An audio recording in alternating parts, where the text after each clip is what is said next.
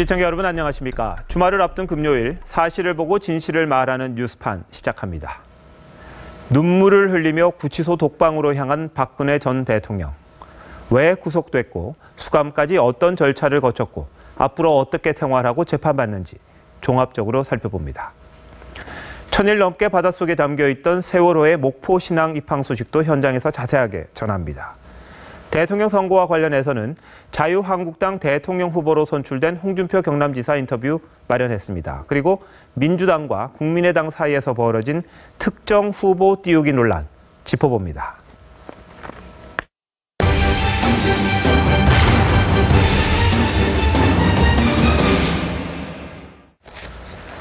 박근혜 전 대통령이 전직 대통령으로는 세 번째 구속됐습니다. 서울 구치소 앞에 나가 있는 취재기자 연결합니다. 최원희 기자, 구치소 앞 상황 어떤지, 또 박 전 대통령은 지금 뭘 하고 있을지 좀 전해주십시오. 네, 박근혜 전 대통령이 이제 구속 수감된 지 15시간 가까이 지나고 있습니다. 지지자들도 자리를 많이 뜬 상황이고 경찰도 최소 인력만 남아 있습니다. 박 전 대통령은 시금치 된장국이 나온 저녁 식사를 마치고 지금은 독거실에서 개인 시간을 보내고 있는 것으로 보입니다. 법원은 오늘 새벽 3시쯤 주요 혐의가 소명되고 증거인멸에 염려가 있다며 구속영장을 발부했습니다. 구속 결정이 난 직후 지지자 100여 명이 구치소 앞으로 몰려와 태극기와 성조기를 흔들며 구속 반대를 외쳤습니다. 박 전 대통령이 탄 검찰 호송 차량이 정문으로 들어올 땐 박근혜 대통령을 연호하며 격앙된 반응을 보였습니다. 한편에는 입소 축하 리본이 달린 장미꽃을 들고 온 시민 10여 명도 있었습니다. 오후 2시쯤엔 지지자 30여 명이 모여서 구속에 항의하는 시위를 이어가기도 했습니다. 일부는 눈물을 흘렸고 구치소를 향해 큰 절을 하기도 했습니다. 오후 5시쯤 박 전 대통령을 접견한 것으로 보이는 유영하 변호사가 구치소를 나오는 모습이 취재진에게 목격되기도 했습니다. 삼성동 자택 앞에선 밤새 지키던 박 전 대통령의 지지 모임 근해동산의 회장이 삭발까지 했습니다.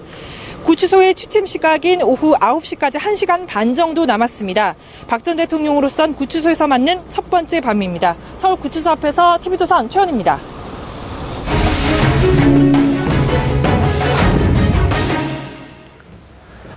박 전 대통령은 검찰과 법원에 나오면서 흔들리는 모습을 보인 적이 없습니다. 그런데 구치소에 수감돼 독방으로 들어가면서는 눈물을 쏟았던 것으로 알려졌습니다. 조덕현 기자의 단독 보도입니다. 오전 4시 27분, 박근혜 전 대통령은 검찰에서 제공한 검은색 승용차를 타고 서울 구치소로 출발했습니다. 두 여성 수사관 사이에 앉은 박 전 대통령의 표정은 어느 때보다 침통했습니다. 화장기 없는 얼굴에 특유의 올림머리도 풀려 있었습니다. 4시 43분, 출발 16분 만에 박 전 대통령이 탄 차는 구치소 안으로 들어갔습니다. 일반 수감자와 마찬가지로 이름과 주민등록번호, 주소, 지문 채취 등으로 인적 사항을 확인받은 뒤 키를 나타내는 눈금을 배경으로 사진을 찍는 이른바 머그샷을 찍었습니다.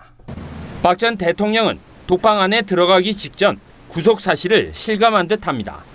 한참을 방 안으로 들어가지 않고 선체로 눈물을 쏟으며 울었던 것으로 전해집니다. 이에 교도관들이 이러시면 안 된다, 방으로 들어가셔야 한다고 달래며 박 전 대통령을 방 안으로 들여보낸 것으로 알려졌습니다. 이때가 기상시간인 오전 6시쯤이어서 다른 수감자들도 이 소리를 들었던 것으로 전해집니다. 아침 식사로는 식빵이 제공됐는데 박 전 대통령이 제대로 식사를 했는지는 알려지지 않았습니다. TV조선 조덕현입니다. 네, 박 전 대통령은 지금 독방에 머물고 있습니다. 일반 독방보다는 조금 더 크다는데 어떤 물품들이 있고 시설은 어떤지 장용욱 기자가 전합니다.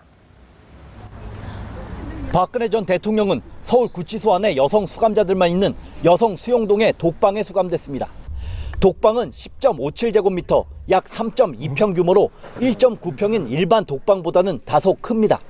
법무부 관계자는 특혜를 준 것은 아니고 경호 경비 관련 규정과 전직 대통령 수용 전례 등을 고려한 것이라고 설명했습니다.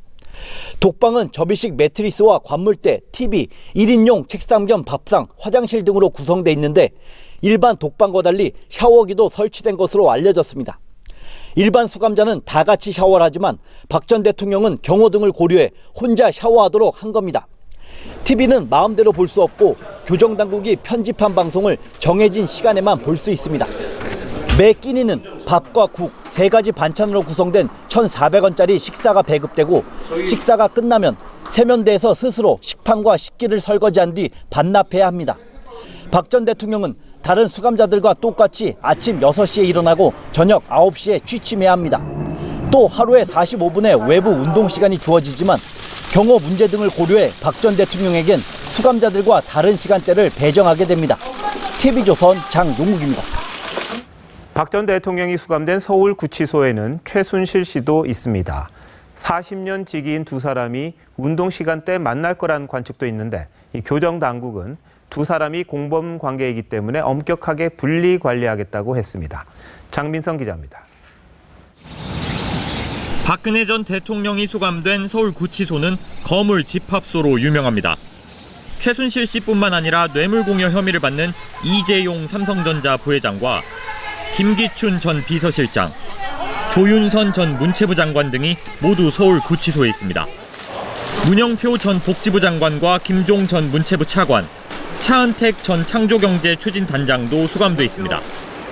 박 전 대통령이 서울구치소에 수감되면서 국정농단 사건 관련자들과 마주치는 것 아니냐는 관측이 나오지만 가능성은 희박합니다.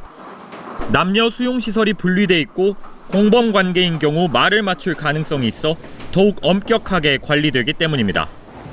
하루 45분 정도 주어지는 운동 시간도 서로 다르게 배정되고 수사나 재판 과정에서도 서로 다른 호송 차량에 탑승할 것으로 보입니다. 실제로 서울구치소에 수감돼 있는 최 씨의 조카 장시호 씨는 특검 조사를 받으면서 최 씨와 같은 호송 차량에 타지 않았습니다. 교정당국은 최 씨를 아예 다른 수용시설로 이감하는 방안도 검토 중인 것으로 전해집니다. 현행법상 구치소장은 수용자의 처우나 질서 유지 등을 위해 필요하다고 인정되면 법무장관의 승인을 받아 수용자를 다른 시설로 이송할 수 있습니다. TV조선 장민성입니다. 박 전 대통령이 서울구치소에 수감된 지 7시간 후 최순실 씨는 법원에 피고인으로 출두했습니다. 박 전 대통령 구속 소식을 듣고 어떤 표정을 지었는지 변재영 기자가 취재했습니다. 서울구치소 호송차에서 최순실 씨가 내립니다. 최 씨는 밤을 꼬박 샌 것으로 전해졌는데 연신 고개를 숙이고 눈을 감는 모습이었습니다. 최 씨는 재판이 시작됐는데도 화장실을 갔다며 다른 피고인들보다 늦게 들어왔습니다. 최 씨는 평소에도 입을 자주 가리는데 오늘은 몸이 안 좋은 듯 연신 기침을 하며 입에서 손을 떼지 못했습니다. 최 씨는 한숨을 쉬기도 했고 이따금 고개를 뒤로 젖혀 천장을 보거나 괴로운 표정으로 머리를 싸맨 채 고개를 숙이기도 했습니다. 하지만 최 씨는 이전보다 적극적으로 재판에 임했는데 옆에 김종 전 차관이나 뒤에 기자석을 노려보는 듯한 모습도 보였습니다. 최 씨 측 이경재 변호사는 최 씨가 결과적으로 이 사건을 일으킨 장본인이라 입을 열 처지가 못 된다고 말했습니다. 또 박 전 대통령 구속 소식 이후 만나지 못했는데 죽고 싶은 심정일 거라며 구치소에 있는 처지라 죽지 못해 살고 있는 것으로 봐야 한다고 말했습니다. TV조선 변재영입니다. 박근혜 전 대통령의 동생 박지만 이지 회장은 주변 사람들에게 이젠 자신이 누나를 모시겠다고 말한 것으로 전해집니다. 또 최순실 씨와의 인연이 끊어져야 한다면서 누나 편을 들었다고 합니다. 김정우 기자입니다.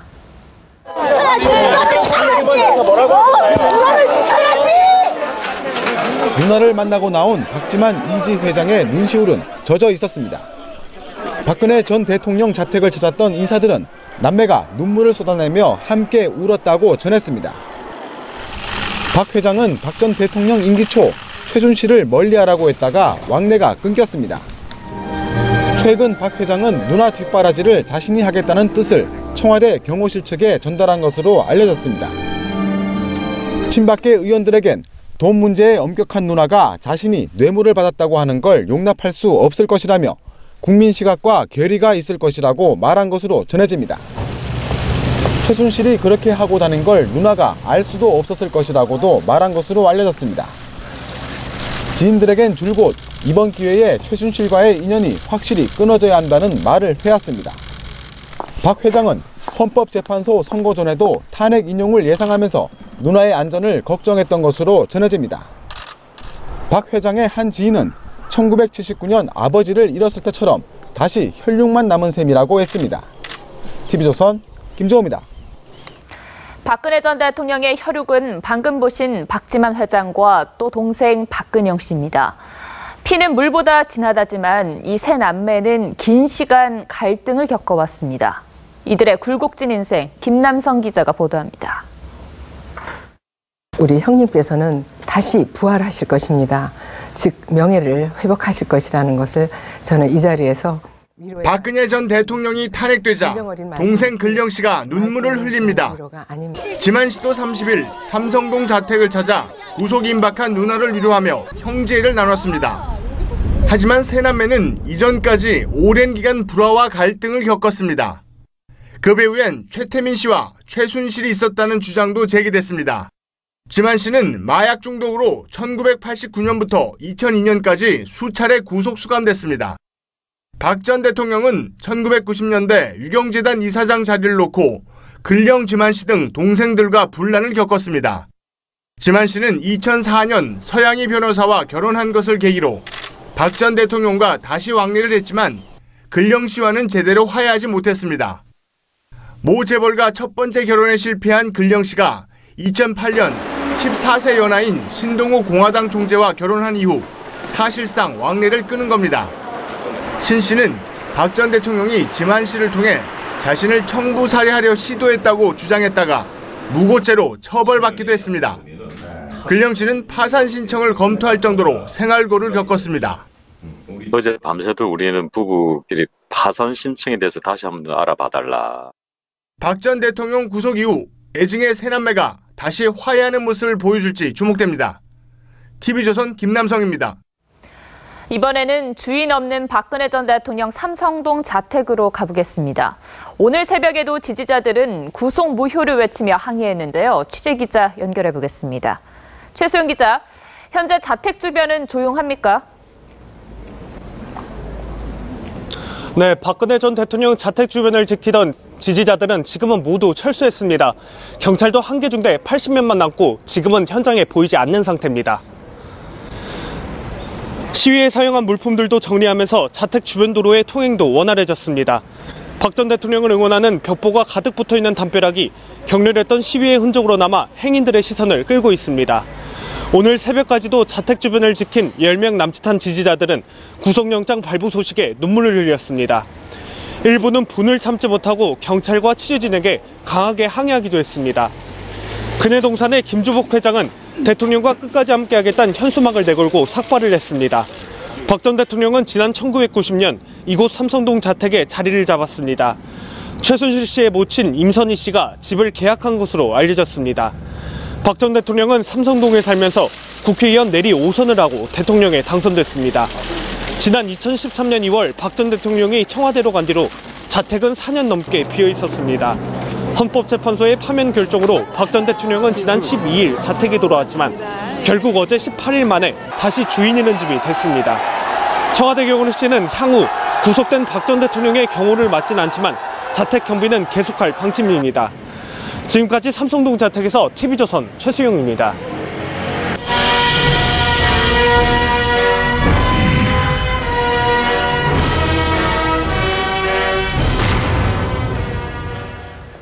네, 박 전 대통령은 검찰 수사도 계속 받게 됩니다. 그런데 검사들이 서울구치소를 찾아가 출장 조사를 할 가능성이 큽니다. 전직 대통령을 검찰청사로 부를 경우 경호나 안전 문제가 복잡해진다는 이유입니다. 하지만 당연히 재판 때는 법정에 나옵니다. 김태용 기자가 보도합니다. 오늘 새벽 박근혜 전 대통령에 대한 구속영장이 발부되면서 검찰은 최대 20일의 조사 시간을 추가로 확보했습니다. 이르면 다음 주 초 보강 수사에 착수할 것으로 보입니다. 검찰은 경호 등의 이유로 조사 장소를 서울중앙지검이 아닌 서울구치소로 정했습니다.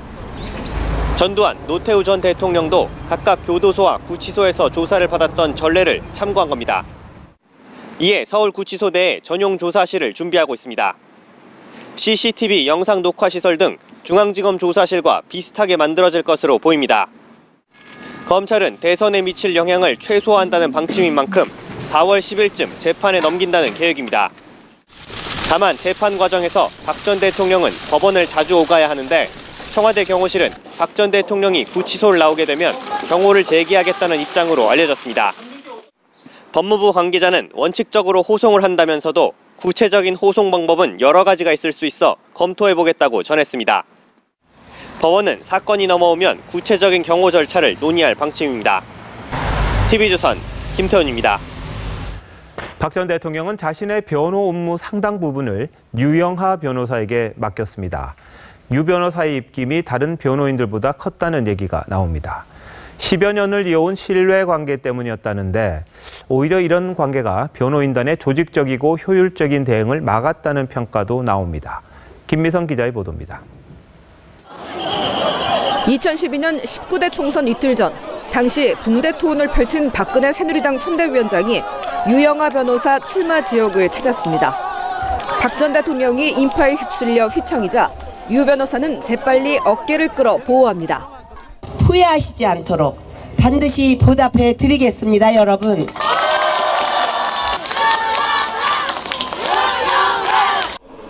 유 변호사는 2007년 당내 경선 때부터 최태민 네거티브 대응을 맡았습니다.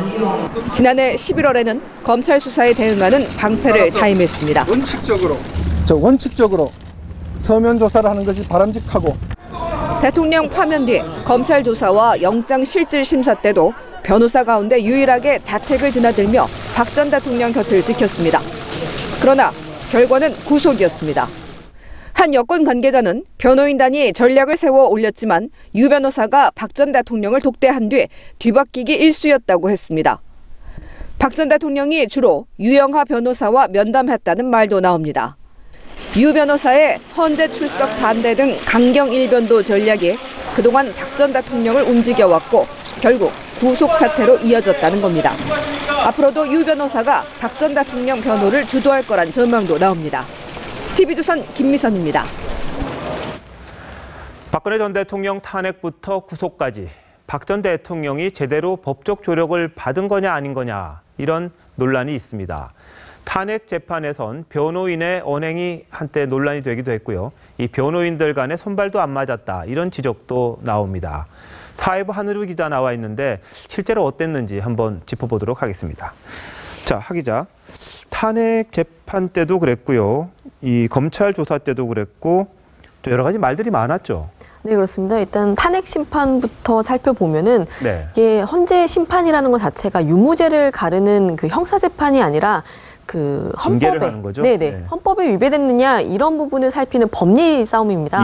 그런데 박 전 대통령 변호인들이 초반에 형사 재판처럼 안종범 전 수석의 수첩이나 태블릿 PC 증거 자체를 문제를 삼았습니다. 이에 대해서 강일원 재판관이 이건 형사 재판이 아니다 이렇게까지 말을 하면서 좀 정리를 하는 모습이었습니다. 한때 이동욱 변호사가 그 변호인으로 가세하면서 이제 한때 헌재 헌법재판 갔다 이런 말도 나왔었는데 또 다른 분이 또 등장하면서 조금 또 바뀌고 그랬었죠, 분위기가. 네, 그렇습니다. 그러면서 좀 뭔가 정치 재판이냐, 여론 재판이냐 이런 말이 나왔는데 가령 김평호 변호사 등이 주말에 탄핵 심판 집회에 직접 나가서 이제 친박 세력들에게 직접 호소를 했던 겁니다. 그리고 또 강 재판관에 대해서 국회 측 대변인 같다라고 해서 좀 재판부가 당황하는 경우도 있었습니다. 네, 이런 부분 외에도 또 심지어 최종 변론 때에는 변론 순서가 정리가 안 된 모습이 좀 노출이 되기도 했습니다. 탄핵 심판 그 박 전 대통령 측을 대리했던 분들 이야기는 뭐 전체적인 다 그걸 들어봐야지 일부만 가지고 그러면 어떡하냐 이런 이야기도 했습니다만 언론에서는 이 부분이 그래도 부각이 되면서 좀 변호인단이 제대로 못한다 이런 이야기도 좀 나온 게 사실인 것 같습니다. 자, 검찰과 특검 조사 때도 마찬가지였다는 지적이 나옵니다. 변호인들이 제대로 대응을 못했다 이런 지적이 나오는 게 사실이죠. 네, 그러니까 뭔가 법리 싸움을 하지 않았다는 지적이 나왔는데요. 처음에 그 대통령을 변호하기 시작한 유영하 변호사가 변호사가 첫 기자회견, 그러니까 이게 주목을 끌 수밖에 없는 기자회견인데 여기서 여성 대통령의 사생활을 문제 삼지 말라 이런 말을 했습니다. 네. 그래서 이게 어떤 증거로 검찰 수사에 대응하겠다는 게 아니라 여론전을 하겠다는 말로 읽히는 게 아니냐 이런 논란이 있었습니다. 아, 그렇군요. 그리고 실제 수사 과정에서도 변호인단들끼리 뭐 손발이 잘 안 맞았다 이런 이야기도 나오는 것 같습니다. 네, 그러니까 지난 21일 이제 박 전 대통령이 드디어 검찰 조사에 나왔는데 네. 이때 조사가 끝날 무렵에 손병구 변호사가 돌연 검찰의 경의를 표한다 이런 입장을 기자들에게 전했는데 네. 이게 알고 보니 유영하 변호사 측과는 합의가 되지 않았던 것으로 전해졌습니다. 근데 이게 마치 검찰이 우리 편이다. 박 전 대통령에게 유리한 수사를 해주고 있다는 느낌을 줄 수도 네. 있는 발언이어서 예. 사실 검찰이 달가워할 리는 없는 것이었습니다. 검찰이 또 구속을 안 한다든지 그러면 또 봐줬다 이런 이야기 나올 것 같고 네, 그런 그렇죠. 이야기가 좀 있었죠. 네, 괜한 오해를 살 수 있었죠. 그렇습니다. 자, 뭐 일사불란하지도 않았고 또 어떻게 보면은 이 여론에 너무 기댔다. 법리적으로 다툰 게 아니라 여론에 너무 기댔다. 이런 지적들 때문에 결국은 구속이 됐다. 이런 이야기가 나오는데 네. 어느 정도 그 비중이 있었을까요? 그러니까 그 구속영장 청구 과정을 보면 일단 그 검찰 조사나 특검 조사에서 앞서서 네. 응하지 않은 게 좀 문제가 됐다고 볼 수가 있습니다. 예. 그러니까 특히 응하겠다고 했다가 모두 거부해서 결국 거짓말이 된 셈이 됐는데 박 전 대통령이 뭐 검찰 조사, 특검 조사 다 받겠다고 이야기했던 그 부분을 말하는 네, 거죠. 그렇습니다. 네. 그러니까 이런 부분에 대해서 검찰이 구속영장 실질심사에 가서 앞으로 수사나 재판에도 응하지 않을 가능성의 근거로 제시를 했고 네. 또 검찰이 한 말이 뭐냐면 피의자와 변호인이 법률을 경시하는 태도를 보였다. 예. 이렇게까지 말한 근거로 제시가 된 겁니다. 그렇군요. 네. 근데 박 전 대통령은 아마 자신의 13가지 혐의를 전부 부인한 걸로 지금 알려져 있는데 그것도 구속에 조금 영향을 미쳤을까요? 네. 이런 걸 좀 변호인들이 어떤 점은 좀 시인을 하는 게 어떠냐고 조언을 했으면 좋았을 법한 부분이 네. 사실 그러니까 이 사건 외에도 보통 사건에서 범행의 증거가 있는데 피의자가 너무 부인을 하면은 법원이 반성의 기미가 없다. 또 그래서 증거를 인멸할 가능성이 있다고 하면서 구속영장을 발부할 가능성이 높아집니다. 네. 그러니까 이런 부분이 좀 그 박 전 대통령 측에서는 아쉬운 부분이고 이에 대해서 한 검찰 출신 법조인이 예. 박 전 대통령이 탄핵 기각이나 불구속 같은 부분을 기대를 한 것으로 보인다. 근데 이런 부분에 대해서 제대로 된 변호 전략이 없었던 것 같다고 분석을 했습니다. 네. 이런 말도 있는데 박근혜 정부가 발탁한 유력 법조인이 많지 않습니까? 예. 뭐 정홍원 전 총리나 홍경식, 곽상도 전 민정수석 같은 거물급 인사들이 중심을 좀 잡아줬으면 좋았을 텐데 좀 체급이 낮았다 이런 지적이 나옵니다. 예. 알겠습니다. 뭐 박근혜 전 대통령 입장에서는 모든 게 사실이 아니라고 뭐 주장을 하는 걸 수도 있습니다만 법적으로 봤을 때는 상당히 이번 구속에 악영향을 미쳤던 부분이라는 게 법조계의 대체적인 이야기인 것 같습니다. 예, 하 기자 잘 들었습니다. 네, 정치권은 박근혜 전 대통령 구속이 대선의 변수로 작용할지 촉각을 세우고 있습니다. 벌써부터 박 전 대통령 사면을 놓고 옥신각신하기도 했습니다. 백대우 기자입니다. 친박과 자유한국당은 박근혜 전 대통령 구속 수감이 보수 세력 결집의 기폭제가 될 것으로 전망합니다. 대선에 좀 영향이 있겠지. 보수 우파가 결집하느냐 아니면 아예 냉담해지느냐. 야권은 영향이 없다고 단언합니다. 탄핵 심판 과정에서부터 예상했던 결과이기 때문에 대선에 별 영향은 없을 것으로 생각합니다. 박 전 대통령 구속 수감은 국민의 명령이라고도 했습니다.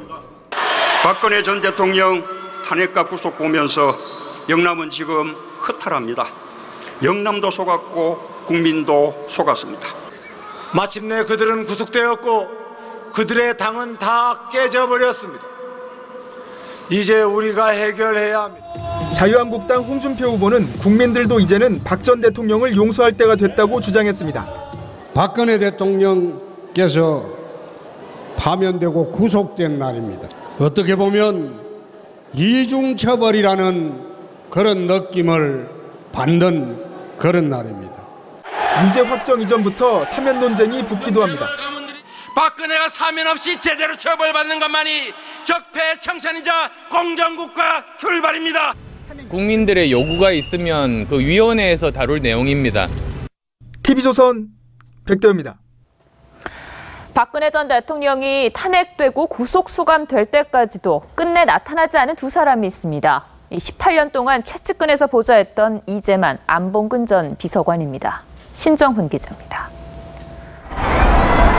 친박 의원들이 모이고 지난 대선 이후 사실상 왕래가 끊겼던 박지만 씨 부부도 찾아왔지만 18년간 보좌한 이재만 안봉근 전 비서관은 박근혜 전 대통령을 찾지 않았습니다.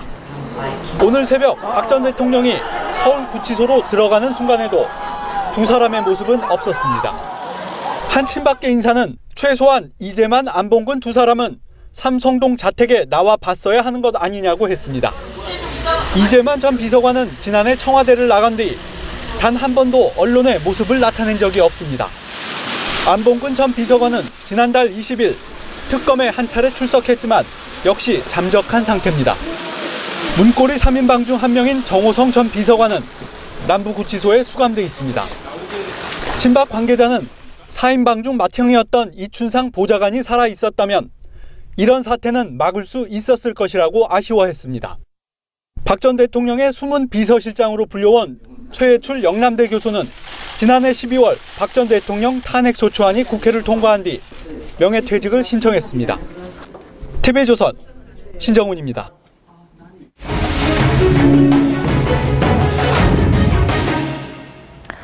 박근혜 전 대통령은 두 번에 걸쳐 20년 동안 청와대 생활을 했습니다. 그런데 두 번 모두 본인의 의지와 다르게 청와대를 떠났습니다. 대한민국 현대사 중심에 있었던 굴곡진 인생, 판포커스가 되짚어봅니다. 카메라를 의식하고 수줍게 인사하는 어린이. 박근혜 전 대통령입니다. 언니와 저와 지만이 셋이서 틈만 나면 마음 놓고 놀 수 있게 됐어요. 쌤이도 데리고 가야지. 6살 아래 동생 지만 씨를 번쩍번쩍 안아주기도 하고 보통 아이들처럼 잔디밭에서 신나게 뒹굴고 놉니다. 아버지를 따라 시작한 청와대 생활. 대학생이 될 때까지 계속됐습니다. Strengthened my confidence in mutual trust, friendship, and goodwill, which unites our two countries.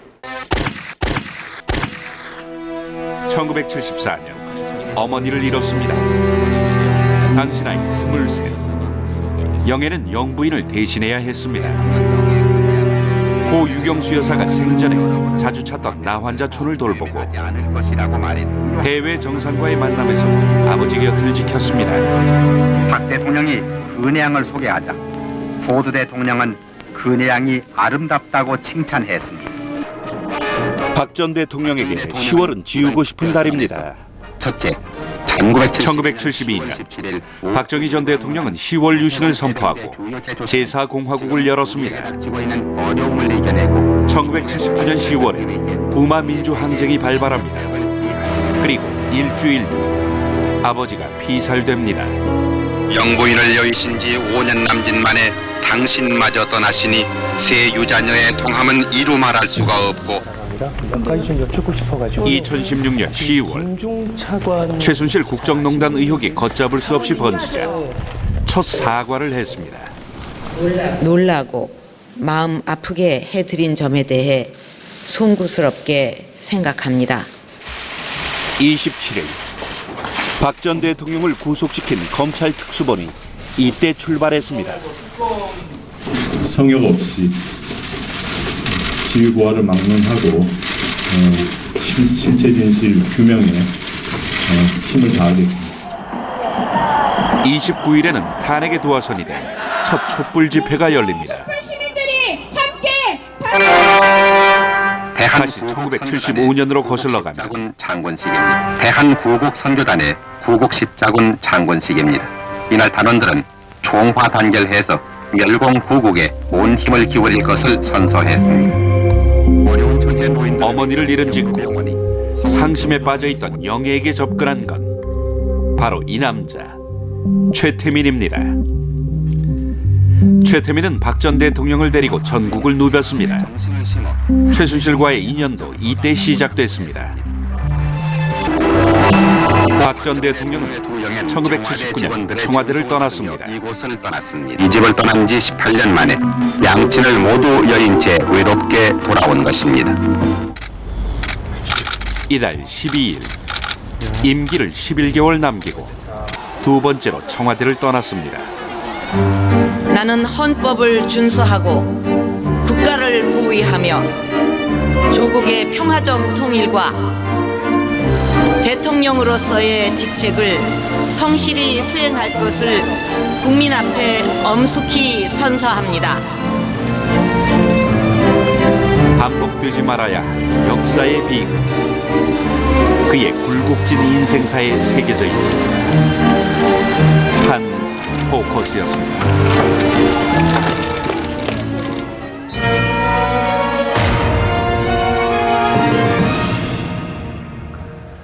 침몰한 지 1081일 만에 세월호가 이제 무트로 올라옵니다.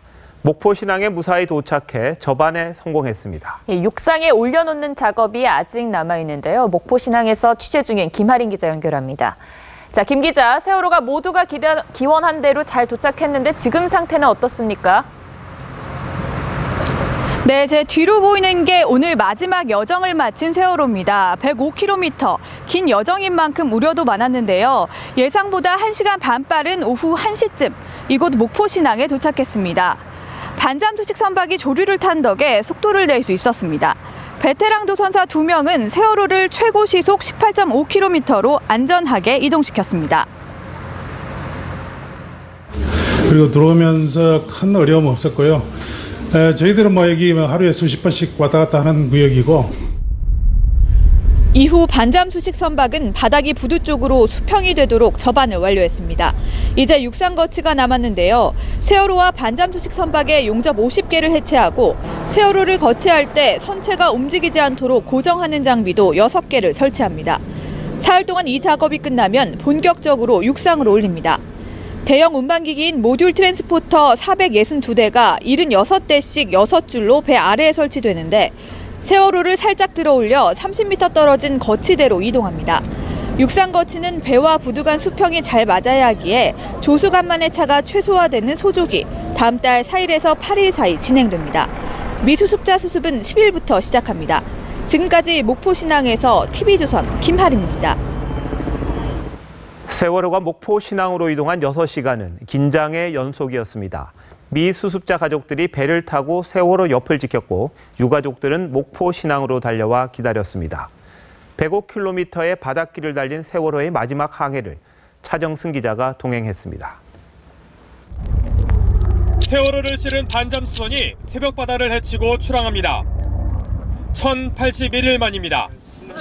미수습자 가족들도 배를 타고 세월호를 뒤따랐습니다. 다윤아, 이제는 집에 가자. 추운데 너무 오래 있게 해서 미안해. 반잠수선 화이트마린은 시속 18km로 순항했습니다. 세월호가 항해를 시작한 지 1시간이 지났습니다. 지금 제 옆으로 보이는 서거차도를 지난 반잠수선은 이제 목포 신항에 있는 북쪽으로 항로를 틀었습니다. 가족들은 잠시도 눈을 떼지 못합니다. 저 배 안에 꼭 우리 9명 미수습자가 다 있기를 간절히 바라면서. 2시간 반 동안 45km를 달려 도착한 불도. 항로에 익숙한 도선사 2명이 합류해 바닷길을 안내합니다. 목포항 도착 1시간 전 예인선이 세월호를 마중 나옵니다. 물살이 세고 수로가 좁아 최대 난코스로 지목됐던 달리도 해역도 무사히 지납니다. 세월호는 이제 6시간이 넘는 항해의 목적지 목포 신항에 들어가게 됩니다. 세월호는 오후 1시 항내 철제부두에 도착했고 1시 반쯤 최종 접안에 성공했습니다. 예정보다 1시간 반 정도 이른 시간이었습니다. 세월호의 마지막 항해. 바다는 미수습자 가족들의 마음을 알기라도 하듯 잔잔했습니다. TV조선 차정승입니다. 네, 가장 먼저 해야 할 일이 미수습자 수색입니다. 세월호 선체 내부는 물론이고 침몰 지점 바닷속도 샅샅이 찾아볼 텐데 이 선체를 절단해서 하느냐 아니면 그냥 하느냐를 놓고 의견이 갈립니다. 유아름 기자입니다. 미수습자가 있을 확률이 가장 높은 곳은 객실부인 A데크 4층입니다. 해수부는 앞서 국내 업체인 코리아 셀비지와 객실 직립 방식으로 수색 계약을 맺었습니다. 왼쪽으로 누워있는 객실부의 3, 4, 5층만 잘라낸 뒤 원래 모양대로 바로 세워 내부를 수색하는 방식입니다. 하지만 선체를 훼손한다는 반발이 계속되자 해수부는 한 발 물러섰습니다. 합리적인 수준에서 공감대가 형성되고 또 한다면 변경이 가능하다고 생각되고요. 선체조사위원회는 선체 절단에 반대한다며 해수부에 4월 3일까지 답변을 달라고 요구했습니다. 4월 3일까지 답을 받아보고 저 4월 5일까지 저희 조사위 계획을 확정한 다음에 가족을 만날 계획입니다. 원형 그대로 수색한다면 누워있는 모습 그대로 수직으로 진입하거나 아니면 크레인으로 바로 세운 뒤 내부를 수색하는 두 가지 방법이 가능합니다. 중국 상하이 셀비지사는 바닷속 수색을 시작합니다. 침몰 지점엔 가로 200m, 세로 160m, 높이 3m의 유실 방지망이 설치돼 있습니다. 유실 방지망 내부를 40개 구역으로 나눠 잠수사들이 수중 카메라를 달고 해저를 수색합니다. 이후 수중 음파 탐지기로 다시 한번 유실물이 없는지를 확인합니다. TV조선 유아름입니다. 3년 동안 진도 팽목항 임시숙소에 머물렀던 미수습자 가족도 오늘 목포신항으로 이사했습니다. 그동안 함께 슬픔을 나눠왔던 진도 주민들은 가족을 꼭 찾길 바라는 마음으로 이들을 배웅했습니다. 박건우 기자입니다. 팽목항에 대형 트레일러가 들어옵니다. 무게 2톤짜리 컨테이너를 들어올립니다. 팽목항 미수습자 가족이 쓰던 임시숙소 10동은 트레일러를 이용해 목포신항으로 옮겨졌습니다. 이불과 생필품을 트럭에 싣고 지난 3년 동안 머물렀던 팽목항을 떠납니다. 미수습자 가족들은 진도 주민들에게 감사의 마음을 전합니다. 본의 아니게 피해를 주고 간다고 나는 생각을 해요. 모두 분께는 머리 숙여 인사드리고 싶어요. 세월호 인양 당시 함께 눈물을 흘렸던 마을 주민들은 아쉬움과 반가움이 교차합니다. 근데 마음이 아파서 차마 또 곁에도 또 다가갈 수도 없는 그런 입장도 있더라고요. 근데 늦게나마 이렇게 인양해서 정말 마음이 한결 더 편합니다. 팽목에서 보낸 3년이 헛되지 않도록 미수습자 9명이 하루빨리 돌아오기를 기원했습니다. 가가지고 좋은 일이 많이 있기를 바랍니다. 그리고 유가족들도 건강하고 또 9명의 생존자들도 다 모두 다 찾았으면은. 진도군과 주민들은 팽목항의 세월호 추모 시설을 영구 보존하기로 했습니다. TV조선 박건우입니다. 목포신항으로 들어온 세월호의 모습 처참했습니다. 처음 물 위로 나왔을 때보다도 더 부식됐고 벌도 잔뜩 쌓여 있었습니다. 황민지 기자입니다. 세월호가 수면 위로 나온 지 7일째. 파란색의 뱃 바닥 부분은 녹이 슬어 갈색 부분이 늘었습니다. 선체 윗부분도 색이 더 벗겨져 거뭇거뭇해졌습니다.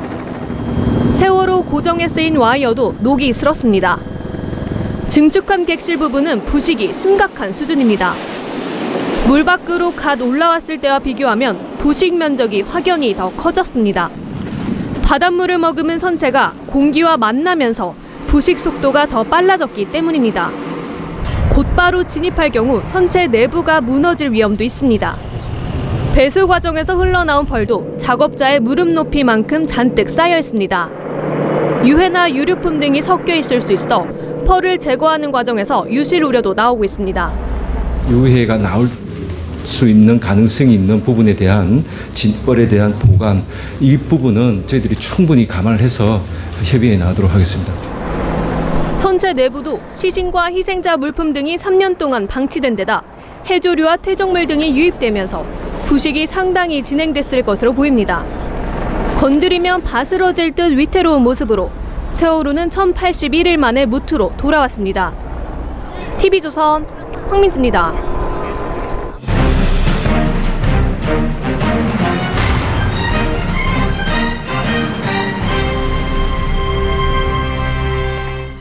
국민의당 안철수 전 대표 지지율이 상승세를 이어가고 있습니다. 일주일 사이에 2배 가까이 올랐습니다. 물론 여전히 문재인 더불어민주당 전 대표가 앞선 여론조사가 많습니다. 하지만 한 조사에서는 양자 대결을 전제로 했을 때 두 후보 격차가 오차범위 내에 있는 결과가 나왔습니다. 김경화 기자입니다. 국민의당 안철수 전 대표가 상승세를 타면서 지지율이 19%까지 올랐습니다. 일주일 만에 지지율이 10%에서 9%포인트나 올랐습니다. 더불어민주당 문재인 전 대표가 지난주와 같은 31%로 1위를 지켰고 안희정 지사는 3%포인트 하락한 14%였습니다. 이어 이재명 성남시장 8%, 홍준표 경남지사 4%였습니다. 대선 후보 경선을 거치면서 유력 주자에게 지지가 쏠리는 밴드웨건 효과가 나타나는 것으로 분석됩니다. 다른 양자대결 여론조사에선 문 전 대표가 41.7%, 안 전 대표가 39.3%로 오차 범위 내 접전을 보였습니다. 한 달 전 조사에서 두 사람의 격차는 15.7%포인트였습니다. 안 전 대표 측은 양강 구도로 대선판이 재편되고 있다고 주장했습니다. 이번 대선은 저 안철수와 문재인의 대결이 될 것입니다. 저는 이 싸움에서 이길 자신 있습니다. 문 전 대표 측은 경선 과정에서의 조정기일 뿐이라고 했습니다. 남은 39일 어떤 변수도 있어서는 안 됩니다. 어떤 상대에도 어떤 공격에도 결코 무너지지 않을 태산같이 든든한 후보. 다음 주 민주당과 국민의당까지 대선 후보를 확정하면 주요 후보 간 본격적인 표심 잡기 대결이 시작될 것으로 보입니다. TV조선 김경화입니다. 네, 지금 보신 것처럼 안 전 대표 지지율이 크게 오르자 민주당은 언론의 띄우기 탓이라고 깎아내렸습니다. 그러자 국민의당은 민심이라며 강하게 반박했는데 양측 간 신경전이 앞으로 더 뜨거워질 전망입니다. 지선호 기자입니다. 더불어민주당 추미애 대표가 언론이 국민의당 경선을 띄운다고 비판합니다. 일부 언론을 중심으로 의도적으로 국민의당 띄우기가 사실과 좀 지나치다라고 생각이 됩니다. 국민의당 박지원 대표는 민심이라고 받아칩니다. 언론이 띄우는 게 아니라 민심이 띄우기를 하니까 잘못 착각하는 것 같아요. 추 대표는 격이 다르다며 국민의당 경선을 깎아내렸지만 국민의 참여 규모나 지역 분포만 보더라도 클래스가 다르고 격이 다릅니다. 박 대표는 민주당은 지는 해라고 받아칩니다. 자기들의 해가 져가는 것을 인지하셨구나. 저는 이렇게 생각합니다. 문재인 캠프는 앞서 민주당과 국민의당 경선 비교는 프로리그와 동네 리그 비교라며 가당키나 하냐는 반응을 보였습니다. 안 전 대표 측은 다음 주 민주당 경선이 끝나면 양강 구도가 가시화할 것으로 예상했습니다. TV조선 지선호입니다. 네, 더불어민주당은 오늘 영남권 순회 경선을 했습니다. 문재인 전 대표가 오늘 경선에서도 압승했습니다. 현장에서 취재 중인 조정린 기자 연결해서 소식 좀 들어보겠습니다. 자, 조 기자, 안희정 지사가 이번에 영남에서는 3등을 했다면서요.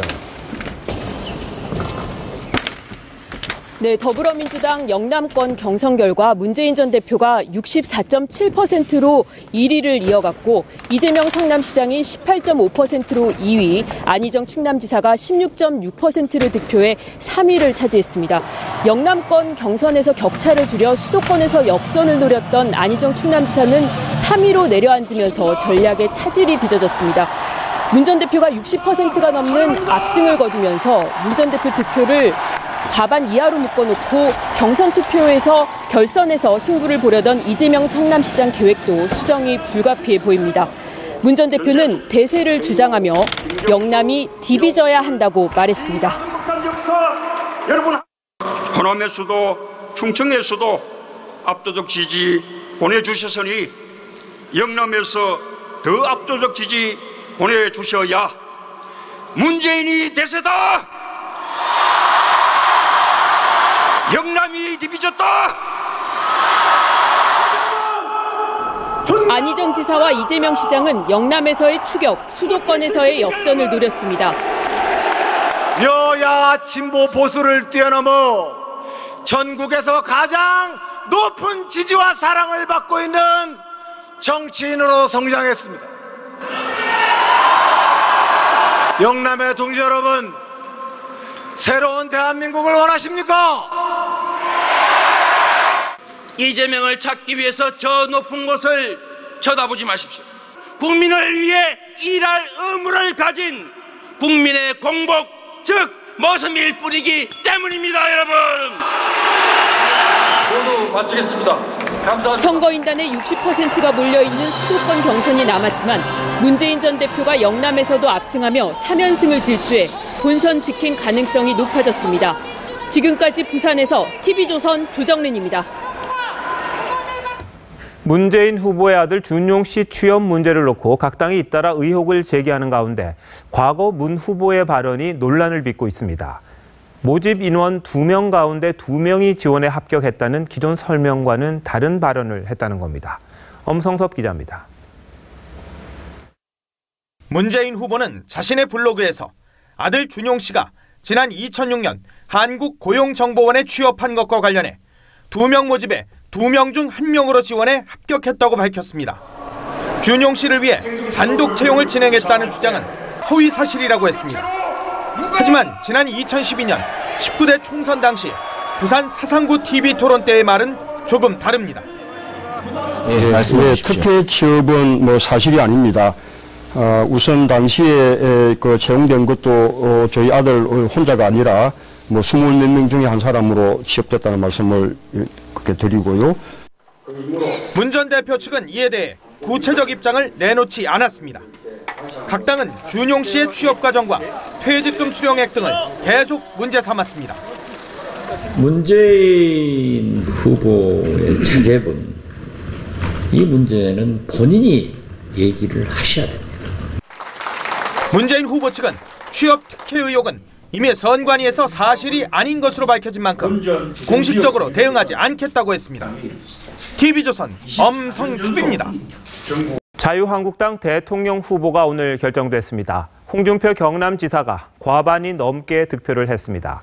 홍 후보는 강력한 우파 대통령, 서민 대통령이 되겠다고 말했습니다. 최현묵 기자입니다.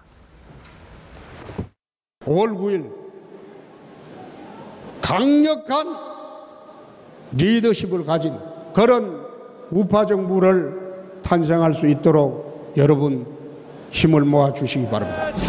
홍준표 경남지사는 오늘 장충체육관에서 열린 자유한국당 전당대회에서 54%를 득표해 대통령 후보가 됐습니다.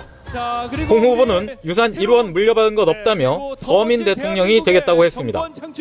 제 인생의 멘토는 이수진 장군도 아니고 세종대왕도 아니고 김구 선생도 아닙니다. 제 인생의 멘토는 내 엄마입니다. 대통령이 되면 핵무기 재배치를 추진하겠다고 공약했습니다.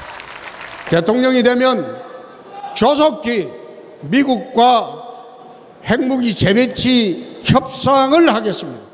모래시계 검사에서 대선 후보로 화려한 변신을 했지만 낮은 지지율을 끌어올려야 하는 과제를 안고 있습니다.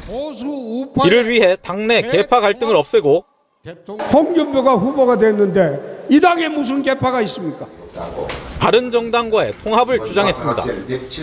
바른정당의 사람들 이제 돌아와야 됩니다.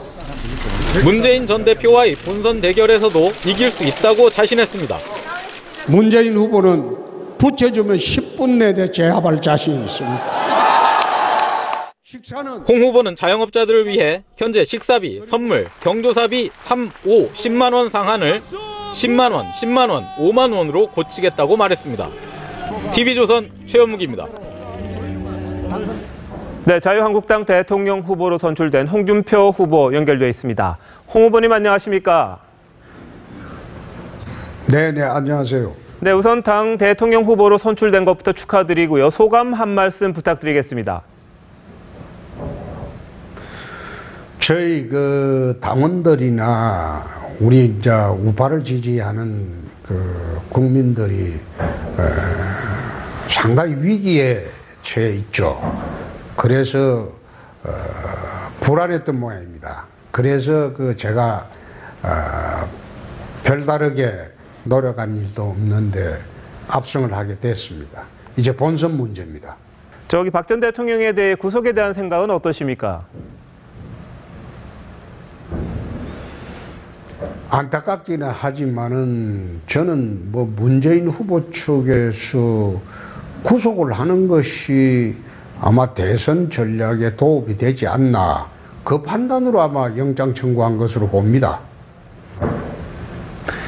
네, 그럼 같은 맥락으로요. 당내 문제가 좀 복잡하긴 합니다. 친박 청산 문제가 남아있는데 그 부분은 대통령 후보로서 어떻게 하실 생각이십니까? 친박 청산 문제가 아니고 오늘 그 이야기를 제가 했습니다. 이제 친박 없다. 박 대통령 시대도 갔고 이제 이 당에 사실상 주도하는 사람은 홍준표가 되었는데 어떻게 이 당에 친박이 있을 수 있느냐. 친박 없어졌다. 개파가 없다. 그게 첫째고, 두 번째, 극히 일부의 국정농단에 책임이 있던 분들은 사실상 박근혜 대통령하고 같이 정치적으로 탄핵이 됐습니다. 그렇기 때문에 당헌 당규상 해당 행위를 했다고 볼 자료가 없기 때문에 추가로 어떻게 할 도리가 없습니다. 네, 알겠습니다. 그래서 대선 때는 대통합 구도로 나가야 됩니다. 네. 네, 그런데 여론조사 지지율만 보면요, 혼자 힘으로 승리하기가 참 힘들다, 이런 관측이 많은데 후보 단일화에 대한 생각은 어떠십니까? 지금 여론조사를 보면 그렇죠. 그러나 앞으로 40일 동안 몇 번 출렁거릴 겁니다. 정치 상황이 변하고 또 민심이 변할 때 그때마다 정치적 상황을 보고 내 판단을 하겠습니다. 네, 홍 후보님은 문재인 후보하고는 뭐 10분만 토론을 하면은 끝장을 낼 수 있다, 이렇게 말씀을 하시는데 어서 비법이라도 계십니까? 비법이 아니고 지금 2년 반 전인가 우리 그 경남에 무상급식 때문에 왔을 때 한 25분 그 당시 TV조선이 생중계하고 하면 토론을 해본 일이 있습니다. 그 해보니까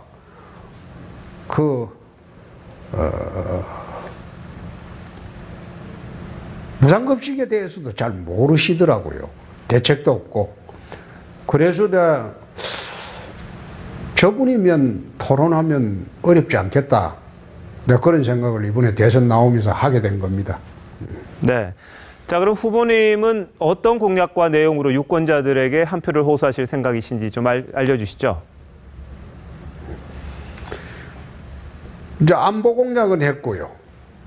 그 다음에 검찰개혁 공약은 했고, 이제부터는 이제 당에서 경제 공약, 서민정책 공약 이게 다 나갈 겁니다.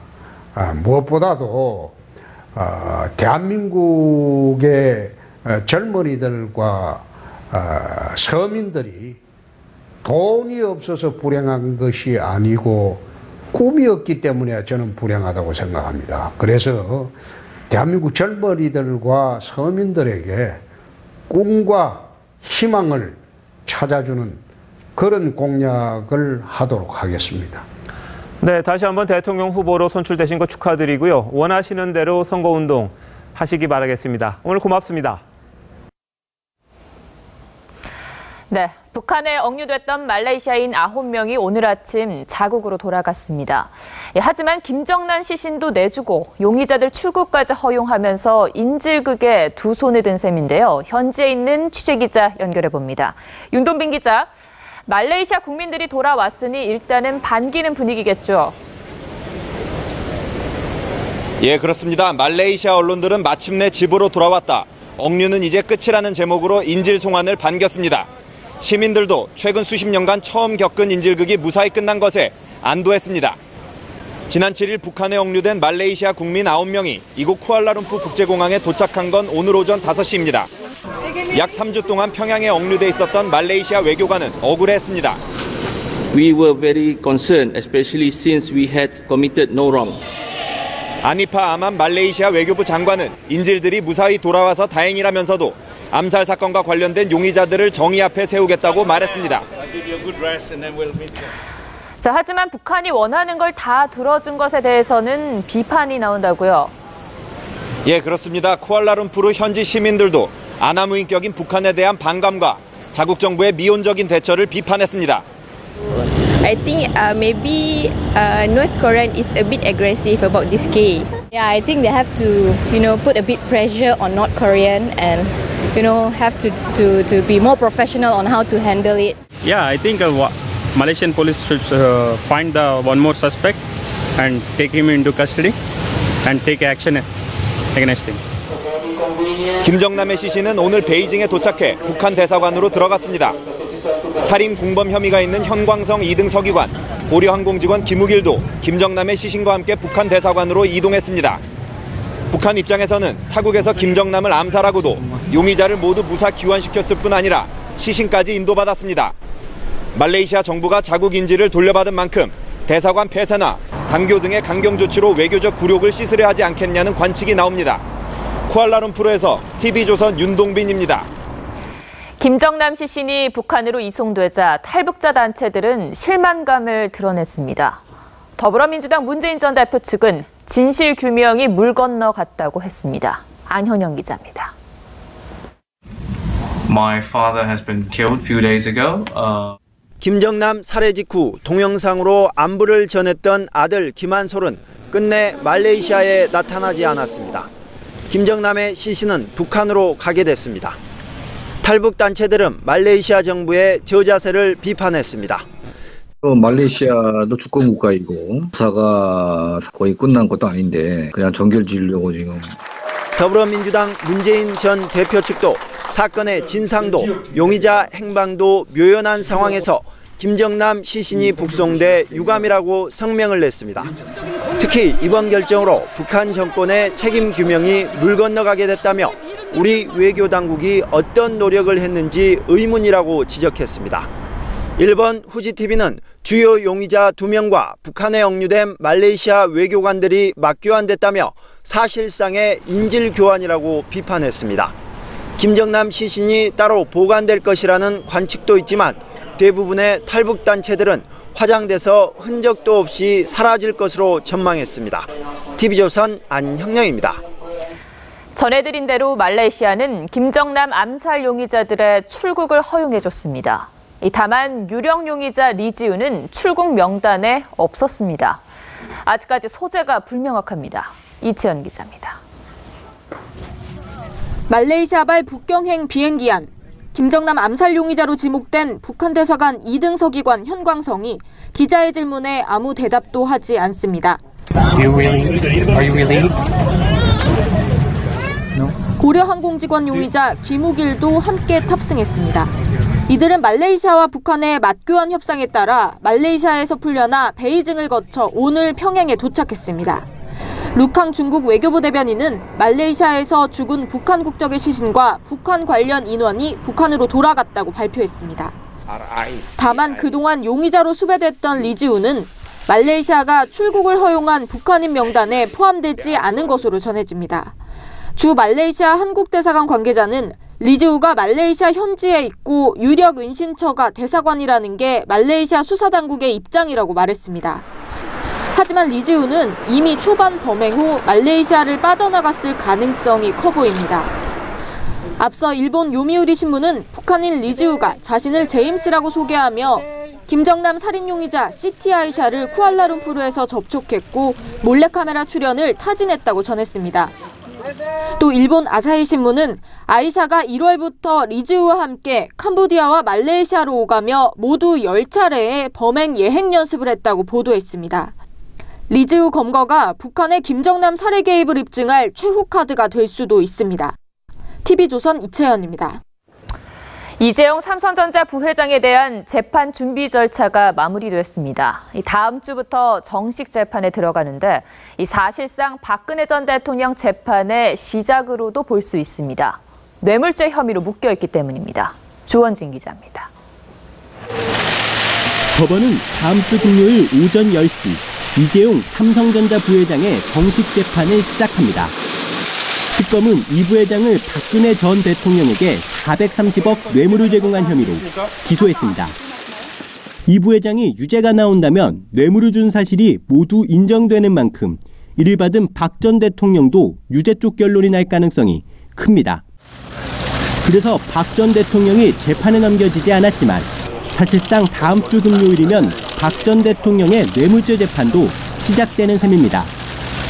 특검법에 맞춰 이 재판의 선고는 3개월 안에 마무리되기 때문에 3개월이면 박 전 대통령에 대한 유무죄 결론을 충분히 유추해 볼 수 있습니다.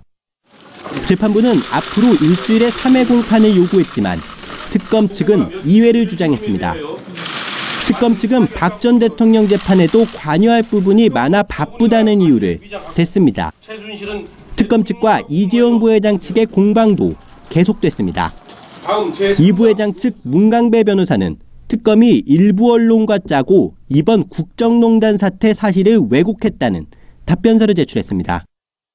그러자 양재식 특검보는 구체적으로 어떻게 왜곡했는지를 밝히라고 따졌습니다. 문 변호사는 정식 재판에서 모두 밝히겠다고 답했습니다. TV조선 주원진입니다. 오늘 최순실 씨 조카 장시호 씨 재판이 열렸습니다. 여기엔 쇼트트랙 스타 김동성 씨가 증인으로 나왔습니다. 동계스포츠 영재센터 설립과 관련한 재판이었는데 이 정작 쟁점은 두 사람이 연인 관계였냐 아니었냐에 쏠렸습니다. 박경준 기자입니다. 전 쇼트트랙 국가대표 김동성 씨는 앞서 재판에서 과거 장시호 씨와의 교제 사실이 알려졌습니다. 김 씨는 한국동계스포츠영재센터를 주도적으로 계획했다는 의혹도 받아왔습니다. 그런데 김 씨가 재판에 증인으로 나오면서 폭로전이 벌어졌습니다. 김 씨는 과거 대학생 때 장 씨와 1년 정도 교제한 건 맞지만 영재센터는 10년 만에 만난 장 씨가 먼저 제안했다고 주장했습니다. 이에 장 씨의 변호인은 김 씨가 위증을 하고 있다고 반박했습니다. 그러면서 쟁점은 2015년 영재센터 설립 당시 두 사람의 교제 여부로 옮겨붙었습니다. 김 씨가 단순히 힘들어서 의지했을 뿐이라고 선을 긋자 장 씨 측은 이모인 최순실 씨 집에서 함께 살았고 부인과 이혼을 준비하며 나눈 문자를 모두 보내줬다고 반박했습니다. 말싸움이 계속되자 김 씨는 판사님께서 교제 여부를 판단해달라고 해 법정은 웃음바다가 됐습니다. 김 씨는 또 장 씨와 연락을 끊자 최 씨가 전화를 해 이러고도 네가 한국에서 살 수 있느냐고 화를 내기도 했다고 말했습니다. 증언이 끝난 뒤 김 씨는 취재진들에게 연인설에 대한 오해가 풀리길 바란다며 법원을 떠났습니다. TV조선 박균주입니다. 경제에 봄바람이 부는 걸까요? 지난달 소비가 4개월 만에 증가세로 돌아섰습니다. 경기가 살아난 것 아니냐는 관측도 있습니다만 생산과 투자는 줄어서 완전히 경기가 회복됐다고 보기에는 다소 조심스럽습니다. 강동원 기자입니다. 봄을 맞은 백화점, 발 디딜 틈이 없습니다. 봄이 되어서 스카프랑 신발을 사러 나왔어요. 통계청이 밝힌 지난달 산업활동 동향을 보면 소비는 4개월 만에 증가했습니다. 화장품과 승용차, 의복 등 모든 부문에서 호조를 보여 바로 전달보다 3.2% 늘었습니다. 중국 보따리상이 사드 규제에 앞서 화장품 등을 사재기해서 면세점 매출이 처음으로 10억 달러를 훌쩍 넘기도 했습니다. 중국 개인 매매 대리상이 사드 보복 조치에 대응한 사전 물량 확보에 따른 면세점 판매 증가 등. 하지만 생산과 투자는 기대에 못 미쳤습니다. 3개월 연속 증가했던 산업 생산은 광공업 생산이 줄면서 마이너스로 돌아섰습니다. 투자 역시 설비 투자가 감소해 한 달 전보다 8.9% 줄었습니다. 하지만 하락세가 아닌 일시적인 조정이라는 분석이 큽니다. 그동안의 기저 효과에 대한 반영이 좀 된 것 같고요. 그런 일시적인 효과인 것 같고. 소비 심리 호전에 이어진 소비 증가는 경기 회복에 대한 기대감을 높이고 있지만 사드 규제 심화 등의 대외 변수는 여전히 높습니다. TV조선 강동원입니다. 오늘 하루 놓치면 아쉬운 더하기 뉴스 시간입니다. 정치부 최원영 기자 나왔습니다. 안녕하십니까? 첫 번째 키워드부터 살펴보겠습니다. 자, 친박은 없다. 박근혜 전 대통령 구속으로 이제 친박이 해체될 것이다. 이런 말인가요? 네, 그렇습니다. 친박 핵심 윤상현 의원은 스스로 친박은 없다고 밝혔습니다. 예. 물적 기반이나 논리적 근거가 없어진 거지. 그래서 친박은 없다라는 거지. 정치적으로. 네, 다른 친박계 의원은 어린 자녀들이 부모를 잃은 심정이라고 했고 또 다른 친박 의원도 사실상 형해화됐다는 말로 곤혹스러운 상황을 설명했습니다. 그럼 이제 자유한국당도 이 친박 색채를 빼려고 하겠죠? 네, 그렇습니다. 오늘 그 자유한국당 대선 후보로 선출된 홍준표 경남지사는 한국당은 친박당이 아니라고 강조했습니다. 직접 들어보시죠. 이 우리 당에 이제 친박 없습니다. 개파가 없어졌어요. 이미 친박 맏형인 서청원 의원과 좌장인 최경환 의원이 당원권 정지 3년을, 윤상현 의원은 1년 정지에 징계를 당했습니다. 이명박 전 대통령 퇴임 이후 친이계가 사실상 해체 수순을 밟은 것처럼 친박계도 비슷한 길을 걸을 수 있다는 관측이 나옵니다. 자, 사실 그동안 친박 말고도 뭐 진박, 원박 이런 다양한 이름들이 있었잖아요. 네, 또 유승민 의원 등을 가리켜 그 잘린 친박이라는 의미로 짤박, 이탈했다 돌아온 친박을 복박으로 부르는 등 숱한 조어가 만들어졌는데 그 이번에는 그 몰락한 친박이라는 몰박이란 말까지 나왔습니다. 네, 자, 다음 키워드부터 보겠습니다. 600번째 여진, 경주에서 또 여진이 일어났습니까? 네, 오늘 경주에서 7분 간격으로 여진이 잇따라 발생했습니다. 오늘 오후 1시 46분쯤 경주시에서 남쪽으로 7km 정도 떨어진 경주 IC 부근에서 규모 3.3의 지진이 발생했습니다. 7분 뒤인 오후 1시 53분에는 1km 정도 떨어진 곳에서 규모 2.5의 지진이 또 발생했는데 지난 9월 발생했던 경주 지진의 600번째와 601번째 여진입니다. 좀 놀랐을 것 같은데 피해는 없었습니까? 네, 다행히 이 경주는 물론 그 울진과 영천 등에서도 지진 피해가 이제 지진이 느껴졌다고 했는데 그 기상청 관계자는 별다른 피해는 없다고 밝혔습니다. 그 지난 1월 이후 그 규모 3.0 이상의 여진은 처음이었는데요. 아직까지 인명 피해나 재산 피해 신고는 없는 것으로 알려졌습니다. 네, 피해가 없어서 다행이긴 한데 지진이 우려되면서 경주를 찾는 관광객들이 좀 줄지 않을까 이런 우려도 있거든요. 어떻습니까? 네, 봄이 오고 그 벚꽃 시즌이 한창인데 경주를 찾는 관광객 숫자는 회복될 기미를 보이지 않고 있습니다. 경주하면 수학여행이 떠오를 만큼 단골 수학여행지죠. 하지만 올봄 수학여행을 신청한 학교는 단 2곳에 불과합니다. 그동안 연간 학교 900여 곳, 학생 42만여 명이 경주를 찾았던 것과 비교하면 너무나 큰 타격입니다. 또 경주 관광객 수는 지난 9월 이후 월 평균 100만 명에서 60만 명대로 거의 절반 가까이 줄었습니다. 경주시는 안전에 아무 문제가 없다고 홍보하면서 여행단 유치에 안간힘을 쓰고 있습니다. 네. 마지막 키워드 보겠습니다. 인형 뽑으려다가 인형 뽑기가 요즘 인기라던데 무슨 사건이 있었습니까? 네, 어제 오후 경기도 남양주에서 6살 어린아이가 인형 뽑기 기계에 갇혔다가 구조된 사고입니다. 그 이 사진인데 그 검은색 티셔츠를 입은 남자 어린이가 인형이 나오는 통로에 갇혀 있습니다.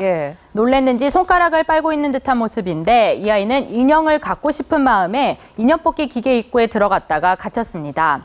다행히 119 구급대가 도착하기 전 업주가 기계를 열어 무사히 구조됐고 다친 곳도 없는 것으로 알려졌습니다. 아니, 아이도 놀랐겠고 부모도 놀랐을 텐데 진짜 큰일 날 뻔했네요.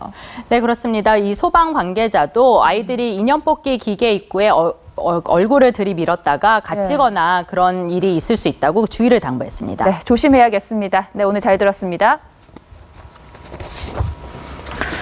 네, 박남정, 김완선. 8, 90년대를 풍미했던 원조 댄싱 스타들이 다시 돌아옵니다. 그런데 발라드 곡을 들고 귀환했습니다. 이루라 기자입니다. 1980, 90년대를 풍미했던 원조 댄싱 가수 박남정. 춤을 너무너무 잘 추셔가지고 제가 특히 더 좋아했어요. 뭐 이런 거? 온 국민이 따라했던 기억용 춤부터 발이 보이지 않을 정도의 현란한 스텝까지 2004년 7집 이후 13년 만에 신곡으로 돌아옵니다. 그러나 댄스가 아닌 발라드를 선택했습니다. 소속사 측은 반전을 노린 점도 있지만 인정받은 보컬 실력도 보여주기 위함이라며 뮤직비디오 기획부터 편집까지 박 씨가 직접 챙겼다고 말했습니다. 원조 댄싱 킹의 컴백에 댄싱 퀸도 신곡 발표를 알렸는데 현란한 디스코 음악에 카메라를 뚫어버릴 것 같은 눈빛의 김완선. 데뷔 30주년을 맞아 오는 4월 기존 노래와 함께 신곡을 발표합니다.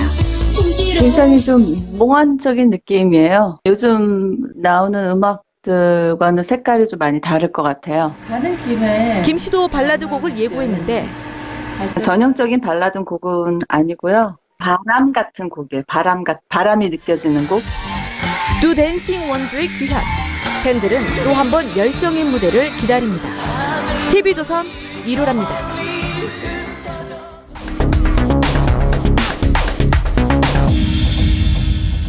봄이 참 짓궂습니다. 횃배 앓듯 하늘이 노랗습니다. 맑은 날이라는데도 뿌옇게 먼지가 끼기 일쑤입니다. 벌써 아득한 늦봄 냄새마저 납니다. 봄은 계절병처럼 도집니다. 몸살하듯 꽃피고 어지럼증처럼 아지랑입니다. 봄은 축복이자 환멸입니다. 살아있다는 기쁨, 그리고 살아가야 한다는 아픔이 엇갈립니다. 그래서인지 어느 경상도 시인이 봄날 한숨 지었습니다.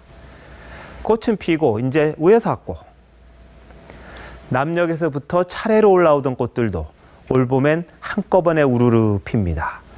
진해와 하동, 그리고 서울 여의도가 내일 4월 1일 한날에 벚꽃 축제를 엽니다. 이래저래 올봄도 짧을 모양입니다.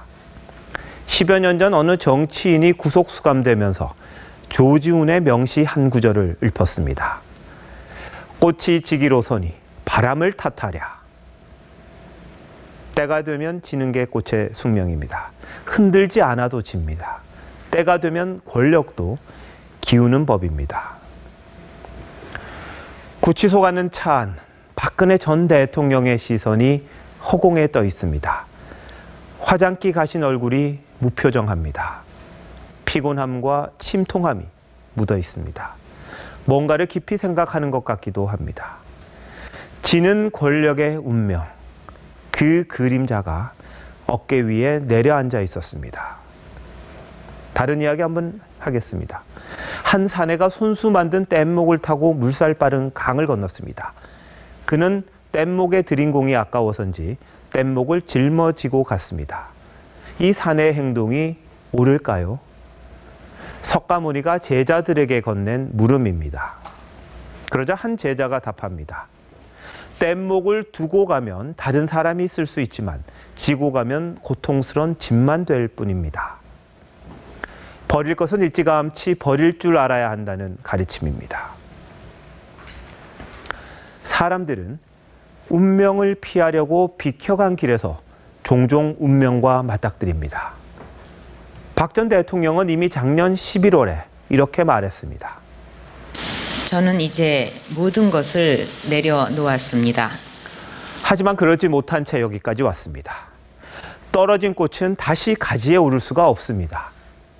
마음을 비우고 집착과 분노를 내려놓으면 달랠 길 없는 불행도 운명도 누그러질 겁니다. 앵커 칼럼, 지는 꽃이 바람을 탓하랴였습니다.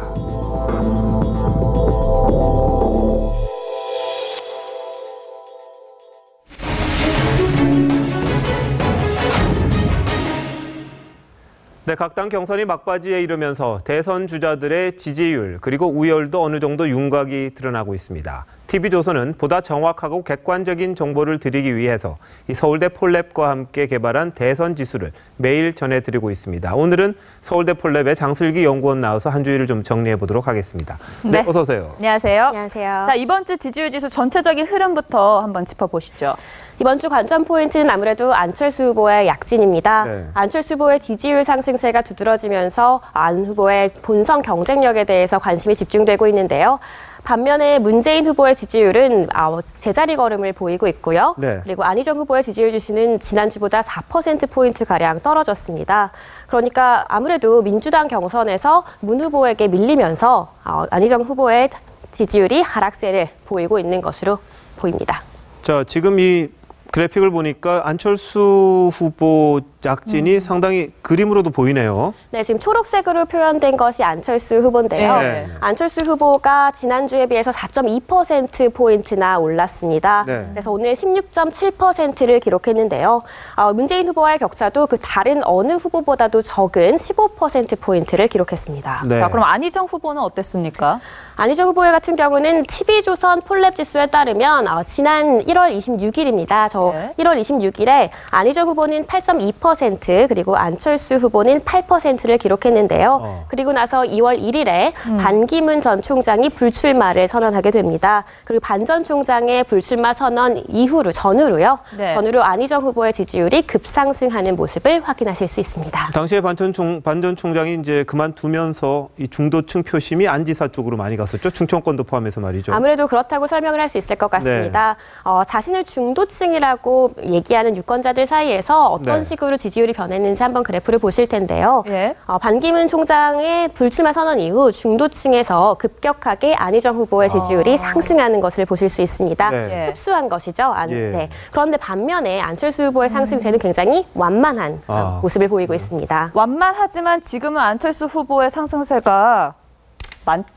만만치가 않은데 그 이유는 어디서 찾을 수가 있을까요? 만약에 안희정 후보가 지난 월요일에 있었던 민주당 호남 경선에서 박빙의 승부를 겨뤘다면 네. 지금 상황은 매우 달랐을 겁니다. 예. 하지만 그 당시에 굉장히 조금 어려운 승부를 벌였기 때문에 네. 중도층에 대한 충분한 대안으로서 자리 잡지 못하고 지지율이 빠지게 된 거죠. 그 대신에 안철수 후보가 그 자리를 끄차고 들어간 건데요. 네. 잇따라서 이제 호남, 충청 그리고 오늘 영남권까지 예. 지속적으로 안희정 후보가 밀리면서 실망한 중도층들이 새로운 대안을 찾아 나선 것이고요. 그 대안이 결국에는 안철수 후보가 됐다고 보여집니다. 다시 말해서 문재인 후보의 대항마로 이제 안희정 지사 대신 안철수 후보로 좀 몰려가는 그런 느낌이군요. 네, 맞습니다. 자, 그런데 실제 수치에서도 그게 나오는 거죠? 네, 맞습니다. 민주당 호남 경선이 있었던 3월 27일을 기점으로요. 네. 이 변곡점이었다고 보여지는데요. 예. 그렇기 때문에 호남 경선이 매우 중요한 이벤트였다고 말씀을 예. 드리는 겁니다.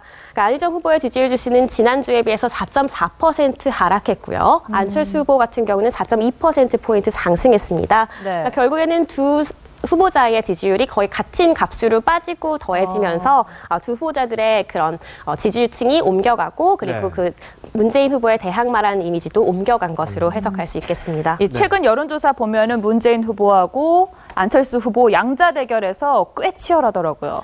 맞습니다. 수치상은 그렇게 보입니다. 하지만 문제는 문재인 후보와 안철수 후보의 양자 구도가 과연 성립될 수 있는가에 있습니다. 그러니까 한국당의 홍준표 후보도 있고요. 또 바른정당의 유승민 후보가 있는데요. 이 둘과 총 3명이서 단일화가 이루어져야 이 양자 구도가 가능한 건데 이게 현실화가 할 수 있을지 그 부분은 좀 더 지켜봐야 할 것 같습니다. 네. 또 아무래도 이번 주에 4%포인트 넘게 안철수 후보가 상승했으니까요. 이 기세를 이어갈 수 있을지도 한번 계속 봐야 할 것 같습니다.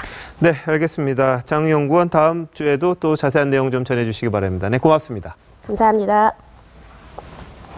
TV조선이 특정 보도한 김정남 암살 최초 보도와 후속 보도가 한국기자협회로부터 이달의 기자상을 수상했습니다.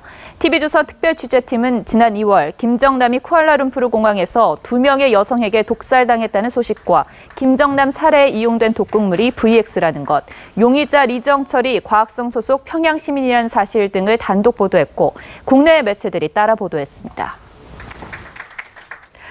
네, 3월의 마지막 날 곳곳에 봄비가 오고 있습니다. 4월의 첫날인 내일도 밤까지 이어지는데요.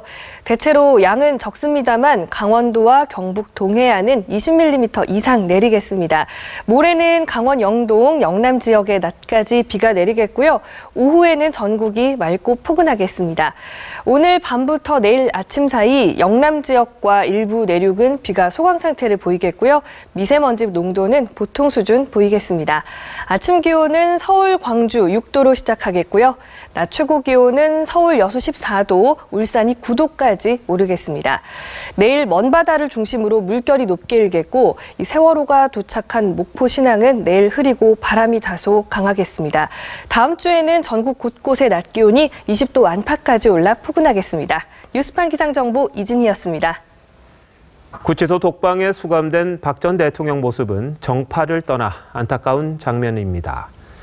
지난 대선 때 검증을 제대로 못했다는 지적이 나오는데 이번 대선은 과연 그때보다 나은지 걱정하는 분들이 많습니다. 말은 앞서고 행동은 느린 게 우리 정치 현실인 듯합니다. 우리 국민들이라도 정신 번쩍 차리고 제대로 된 지도자를 뽑아야겠습니다. 그래야 우리 생활도 펴니다. 뉴스판 오늘 여기까지 하겠습니다. 사실을 보고 진실을 찾는 뉴스는 계속됩니다. 저희는 월요일 저녁 7시 30분에 다시 찾아뵙겠습니다.